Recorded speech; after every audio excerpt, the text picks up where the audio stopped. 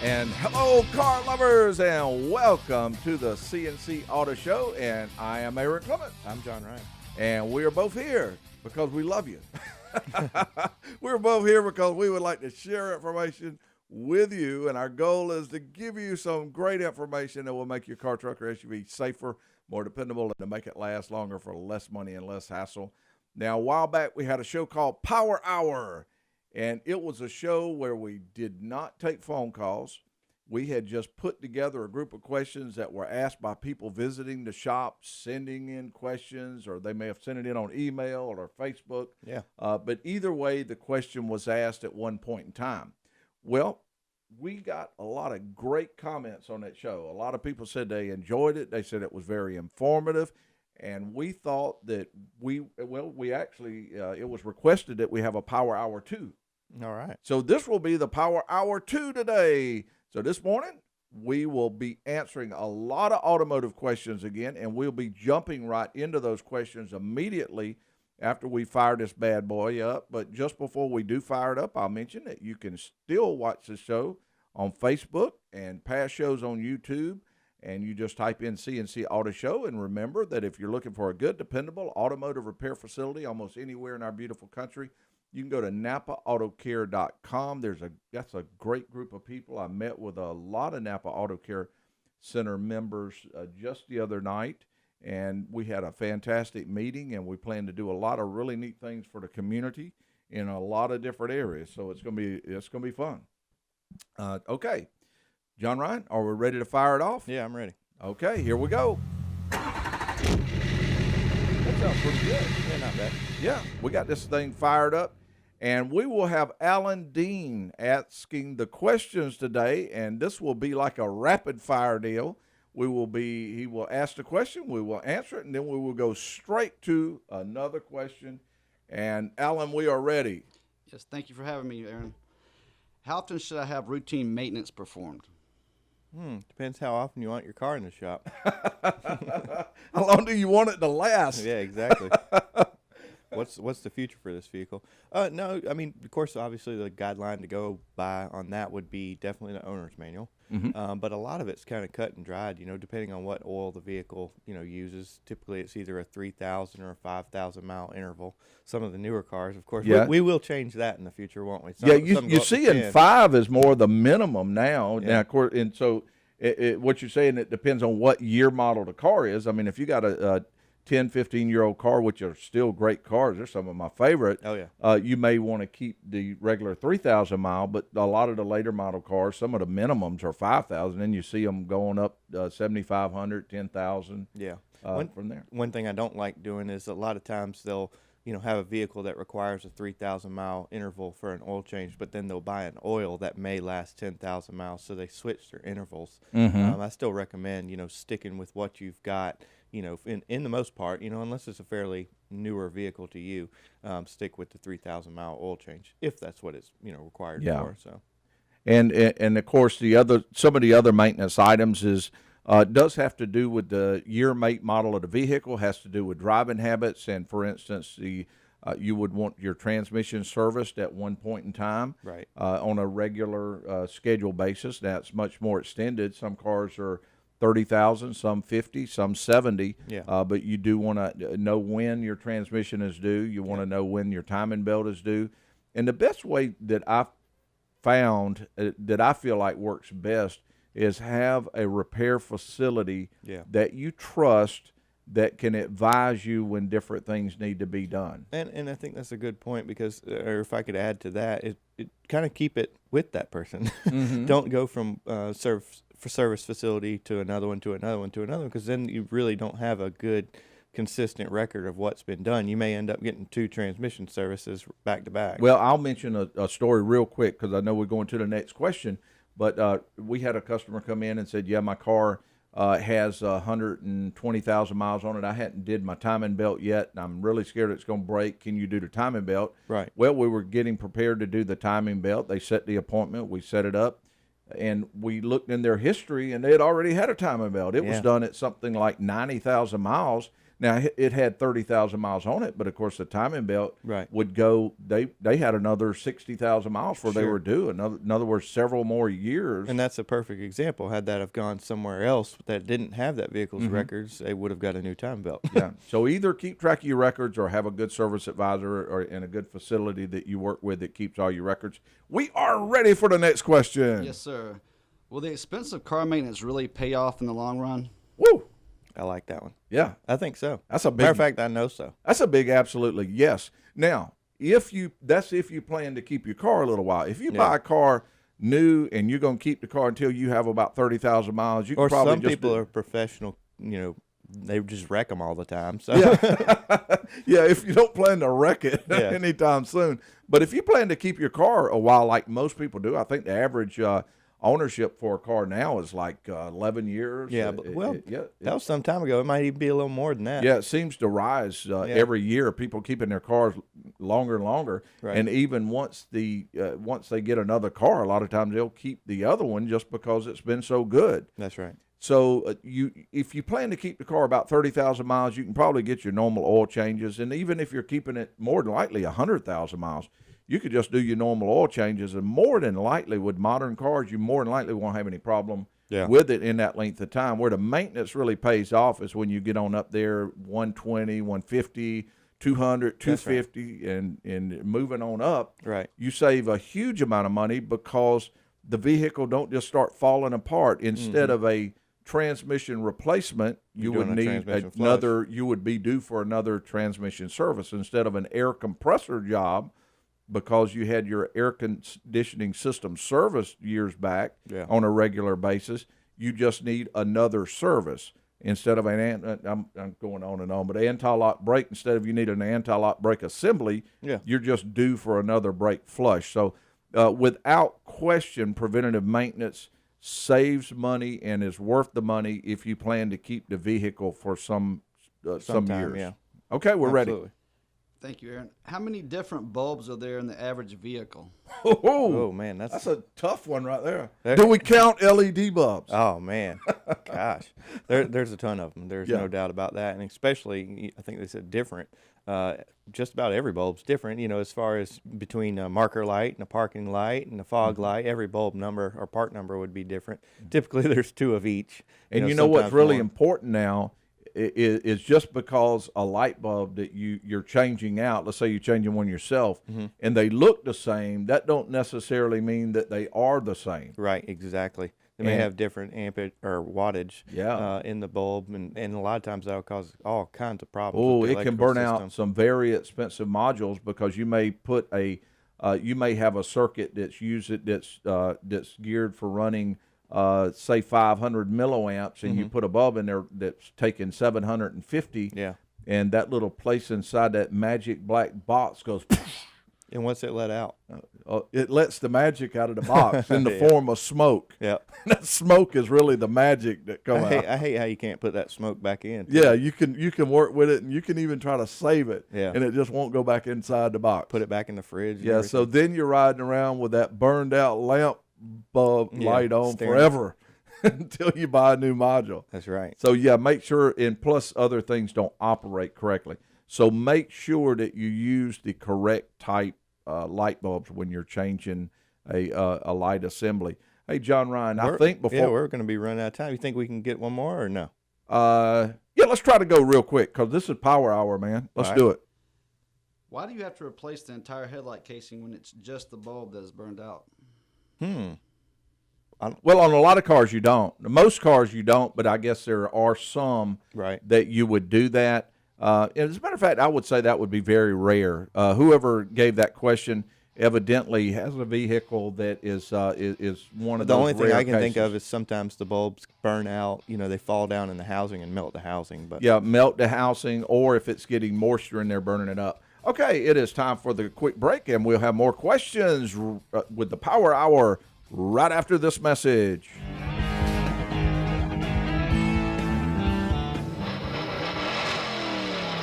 She's real fine, my 409. She's real fine, my 409, my 409. Well, I saved my And Welcome back to the C&C Auto Show, and we will go straight to the questions. Alan, we are ready for the next question. Yes, sir. How can you tell if a bulb is about to burn out? Oh, it's about to burn out. Well, it can be dim. It can have intermittent operation. But one way to find out if a turn signal's not working is if you take a right-hand turn and you hit somebody. Yeah, It probably wasn't working. No. I don't remember getting that question anywhere now. I don't know. How do you know when it's going to burn out? Yeah. I think one of the biggest things, if it's an indicator light, whether left or right, typically they blink fast to let the driver know that, hey, there's obviously a bulb out there. Most cars, or some of the newer cars, have a bulb, basically indicators to tell you whether they're working or not. Some of them have little lamp messages that say, right front turn signal failure, that kind of thing. So your bulb will burn out in 3 days. Yeah. 2 days, one. Yeah. You have 1 hour, and your left turn signal will go out. Computers are getting kind of sophisticated. I wouldn't don't think rule you that can out. Tell as a general rule. Yeah. Now, I'll tell you one question I do get quite often, though, is someone may have a headlight out on the left side, and they say, should I go ahead and get both sides done at the same time? What's your Right. opinion on that? My opinion would be if the bumper, a lot of these bumpers have to come out to gain good access point. to them. Yeah. So, if it's one like, I don't know, Certain Cadillacs there's do all that. kinds, Chevy Cadillacs, Malibus, there's so many things that are like that, Arcadias, all those stuff. So yes, if it's a lot of labor to get to one of them, it'd be, If you're pulling the bumper off to do it, Yeah, and you go got ahead. it, and you have another one, you might as well get and it two, if there's marker lights in there, just go ahead and replace them. Those are, Yeah. inexpensive. So yes, I would say in that case, yes, I would replace both of them. Bulbs, if it's just a regular standard bulb, I would go ahead and replace them in pairs, just because, they do have a lifespan, number one, and two, I feel like they dim over a period of time. It may not be noticeable to a naked eye, but and a lot of bulbs come in pairs anyway, so go ahead and put both of them in. Yeah, in a lot of cases. It's definitely not a must, though. But if they're easy to change, you can use your judgment. Some Yeah, people exactly. may want to do both, and some people may just want to do one. That's right. And not a major issue either way, though, unless you pull the bumper off. We're ready for the next one. Here's a good one. Why don't wiper blades last longer? Oh, great question there, too. I would say probably the number one thing, or the number one reason why wiper blades don't last as long as you would think, is your windshield's dirty. Well, and I'm going to put – I have a theory All right, on this. what is it? And really it hit me one morning last year. I was riding along, and our wipers, the wipers on the Prius that I drive. You're about to make a sound effect, aren't you? No, not yet. Well, I might though. But the wiper blades were good. I knew that the wiper blades had been working good. Okay. All right, we had frost, and what I did was I, of course, tried to get some of it off, but I didn't get all of the frost off the windshield. Gotcha. And so I cut the wipers on, and it was going across that frost, and it hit me that's what's wearing out a lot of wiper blades, and it goes back to the same thing you're saying is dirty, but also a frosty windshield. If you're trying to but hold defrost on. your windshield with wipers, I'm about to totally throw out your all right, theory. here we go. What is it? How often does that happen here? Well, you get frost on a lot of mornings now. I don't know. Yeah. No, I'm just kidding. But my wiper blades were bad about a month later. Yeah. And so that's No, the reason. I think that would be like the equivalent of going I over deduced. sandpaper. So or whatever. I think you just made a word out. But in any case, I think the frost caused my wiper blades to go bad. So dirt and frost on the windshield. And, of course, without question, if your car sits in the sun all day at 110 degrees. Of course, tree sap. I mean, obviously, if you have small, if it's a highway vehicle that's got a little, obviously the windshield gets stone chips in it regardless, sand and everything. So that has a lot to do with it, too. So the answer to the question is it varies on how long they will last depending on your driving conditions. Right. And, of course, the type wiper blades. You buy a cheap set of blades, and they're going to last about 3 days. That's right. Okay, we're ready. Yes, sir. What exactly is a brake inspection? Okay, brake inspection, of course, is when a technician removes all four wheels, inspects the, of course, it depends on what kind of braking system it has, but typically the front brakes are disc. They look at the rotors, the surface of the rotors, the pads, the pad thickness, Of course, it's a good idea to check the wheel bearings, the hoses, all the brake linings. Same thing for drum brakes. They typically check the drums, pull the drums off, check the shoes, the springs, the hardware. Wheel cylinders can leak back there. That's kind of one of the common things that happens to drum brakes. The wheel cylinders leak, and when they leak, of course, it contacts the drum, and then it saturates the shoes itself. But really just a I'm waiting to see if you get one more now. brake fluid condition. Oh, the strip test. The strip. Well, yeah.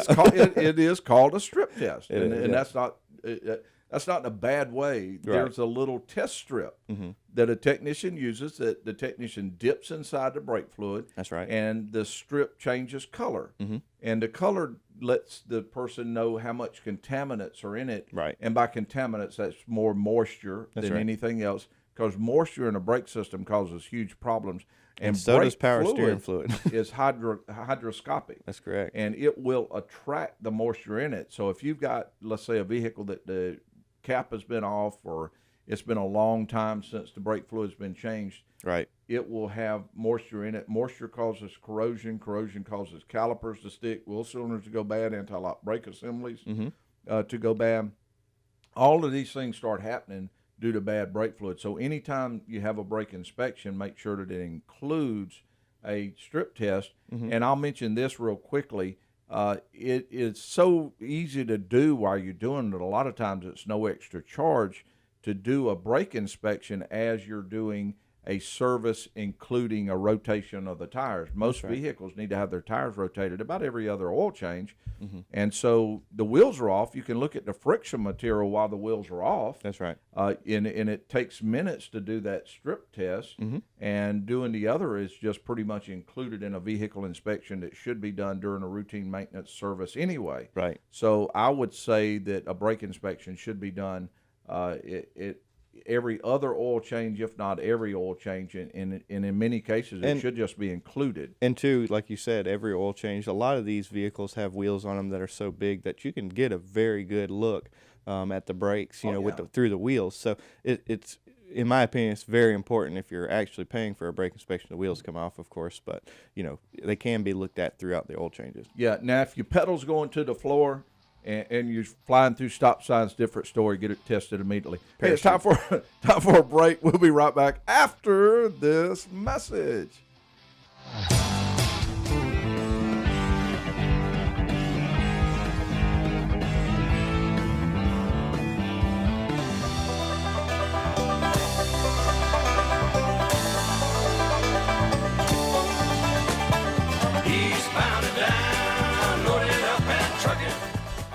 Welcome back.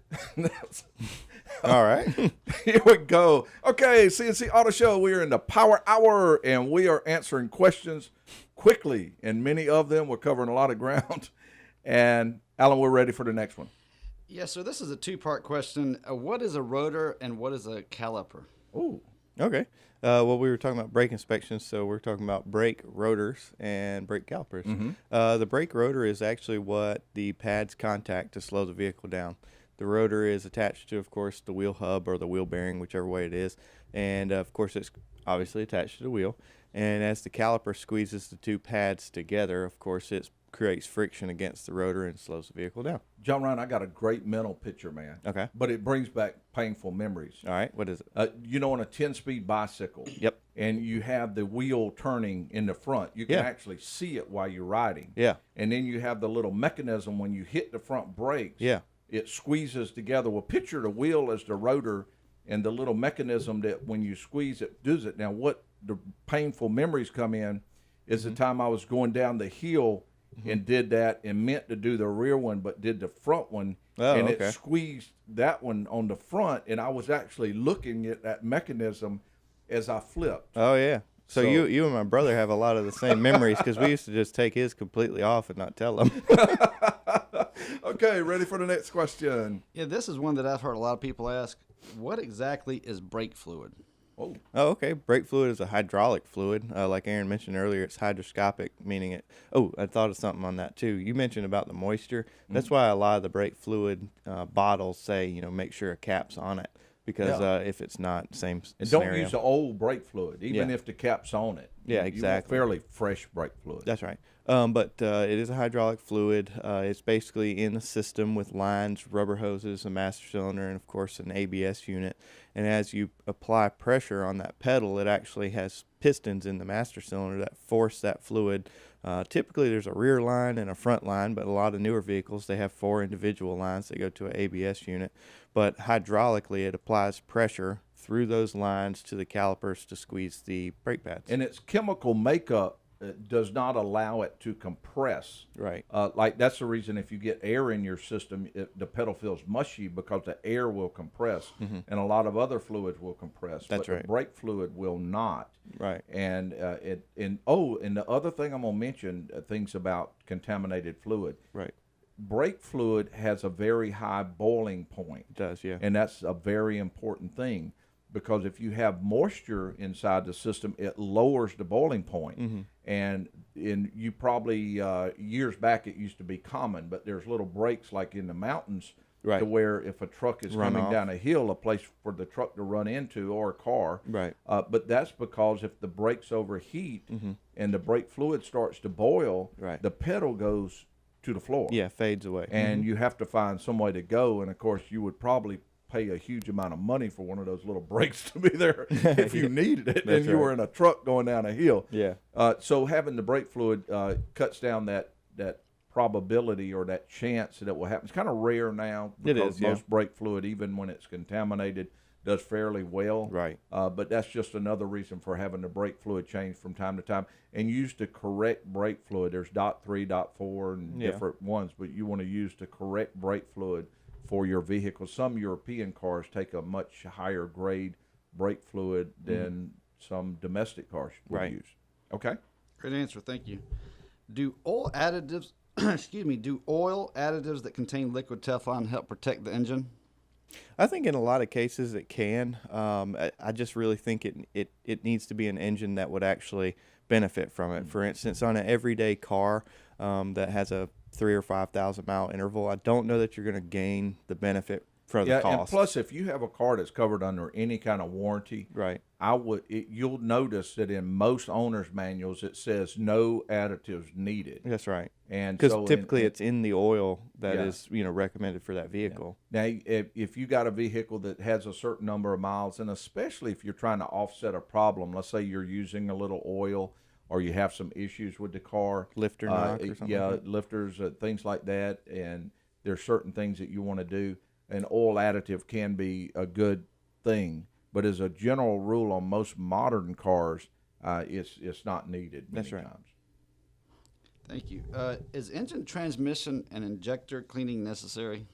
Yes, absolutely, I think. Well, first, I guess we'll start with the injectors. Injectors, they fire, gosh, I don't know that I could put a number on it. I mean, it'd be billions and billions of times. They're fast. They're fast, super fast. They're actually measured in milliseconds, so that kind of gives you an idea. They fire so fast, there is no room for debris in an injector. And what happens a lot of times, the nozzles get restricted with carbon. So injector cleaning, I feel like, is a very, very beneficial service to any gasoline engine. Ooh, that's another diesel. mental picture I can give. All right. Have you ever had something that you wanted to make look really good, a little item that you were going to spray? Let's say you had the chair. Okay. Your lawn, your wrought iron chair in your backyard. You didn't spend all that time sanding it. Okay. And you were going to take that spray can, you were going to paint it. Well, all of a sudden, as you were painting, the little paint starts, instead of coming out in a fine mist, it starts kind of dribbling out all over the place. Yeah. And then it has clumpy here and clumpy there. Right. And it makes it look awful. The injector is the same way. Instead of coming, atomized fuel burns very well. Yes. Clumpy fuel does not burn very well. Clumpy. Good. Yeah. So the nozzle sticking can cause that problem. This will give me a chance to mention one other thing. Direct fuel injection is injected directly into the combustion chamber.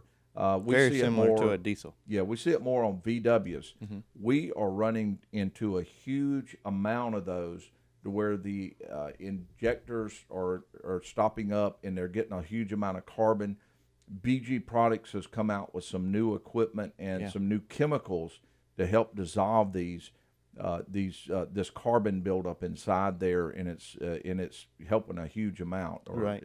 And it's a great service. And I think it goes back to that question. In that case, a direct injected car, it's almost an absolute must. Yes. It's going to be something you see in manuals and recommended services. So, yes. They're coming in with drivability problems. Now, I'm going to mention the part on the transmission real quick. I'm going to fly by my thing here that I do.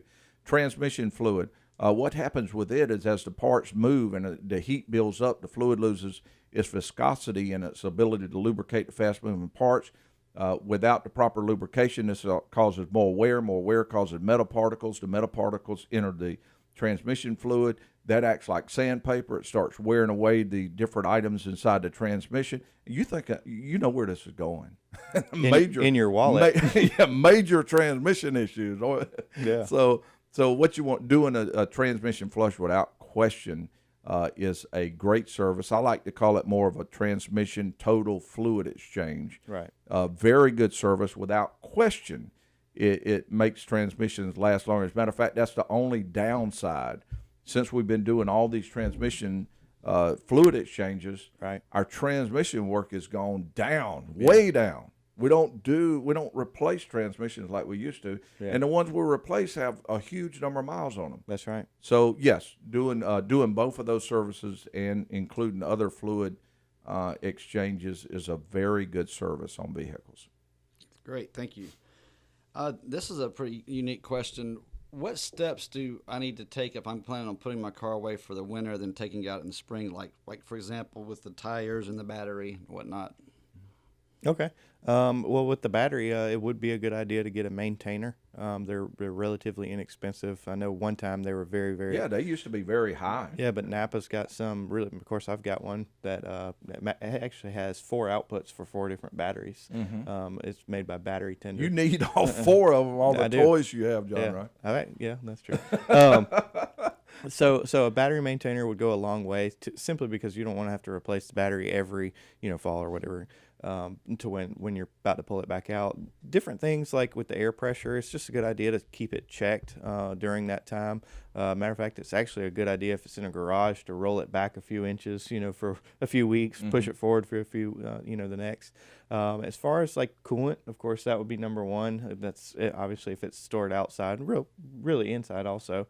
Coolant, all your fluids. But I think the main thing would be of course, another option would be obviously jack it up so the tires aren't even, had weight on it. Yeah, but for that length of time, just through the winter time, I don't think I'd go to that trouble. But I would do one other thing. I think I would go ahead just before storing the vehicle.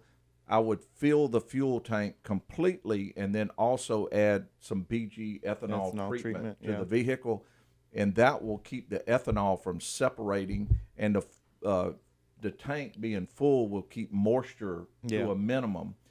So doing those two things will help the fuel system a lot. Mm-hmm. And then the other things that John Ryan mentioned, and I believe that little Corvette that you have in the garage there that you're going to pull out in the spring will do just fine. Hey, John Ryan. All out of time here. Yeah, we are. It's time to take another break. We will be right back with more of the Power Hour just after this message. I've been driving all night, my hands wet on the wheel. There's a voice in my head that drives my heel. It's my baby calling, says I need you here. And welcome back to the C&C Auto Show. We are in Power Hour, and we are ready to go to another question. Yes, sir. What are the parts of the car that require the most maintenance attention? I think most people would think like a radio or something like that. Yeah. Make sure the radio works. I think definitely the powertrain of the vehicle. Of course, the engine and transmission would probably be the two things. The only other thing that's very expensive to repair aside of those two items would be the AC system, and it's often forgotten. I was thinking of that as he was talking also. Yeah. Now, of course, no doubt things like the brake system, steering components are some of the most important, mainly because of the safety factor of it. Right. But if you move on overall things that will make the vehicle last longer and save money, actually more saving money in the long run, you would have to add AC service into that. Right. And what happens with the AC service is many times people will have a system that wasn't getting all that cool or cold in the wintertime, but they say, well, it's kind of we only have a few hot days, so I'm not going to worry about it. It's not that hot outside, and so they're squeezing all the cold out of that. Well, what happens is the refrigerant that's in the cars now, they're less than ever before. Yeah. And the refrigerant is what actually carries the refrigerant oil. That refrigerant oil is what lubricates that compressor. So when you're squeezing the last bit out of that, you're actually starving that compressor for oil. And then on top of that, a lot of cars, even in the wintertime when you're running the heater, most cars now have automatic air. Yeah. And with that, the compressor is even running even when you're riding down the road with the heater on. Yeah, regardless. And so what happens is when you cut that air conditioning system on in March, late February or March, and it starts and it don't get cold at all, it makes a rattly noise and all this other stuff, you think that it just went bad when you cut it on. Actually, it went bad a month ago when you were in the wintertime, but you didn't know it because you wasn't looking for cold air. And a lot of vehicles, too, have a snowflake button to where you can turn it on and off. But when you turn that snowflake off, you would assume that it's off. But if you put it on modes like defrost, it automatically turns on. Yes. It won't illuminate that. It's just a feature, and it's built into the programming. So it does run. And as far as, like you were mentioning, a lot of the compressors run all the time. Some of them don't even have clutches anymore. They're electronically turned on and off through a series of valves. So. And what you mentioned is a great point, that it would be a good idea if we said something about. And that's it. The air conditioning system also plays a vital part in how fast your defroster works. Yes. And that can be important. You're riding down the road, and all of a sudden you get in a certain climate. Yeah, the bottom of a hill or something like that. Your windshield gets all fogged up. It's nice to be able to push defog and it just go completely away really quick. Yeah. Well, if your air conditioning compressor is not working properly, it's not going to pull the moisture out of the air before that air hits the windshield, and it's going to take much longer to get rid of that fog that's on your windshield. Right. So, and not to mention the expense involved if you have to replace a compressor. So keeping the AC system serviced on a regular basis, transmission serviced on a regular basis, I would say, and then along with the brake, I would say all of it is pretty much equally important, because all of it can lead to larger problem if it's not maintained. And no doubt there's a good bit more, too, depending on the vehicle. Obviously, if you have an all-wheel drive or a four-wheel drive, another service that gets forgotten is differential fluid.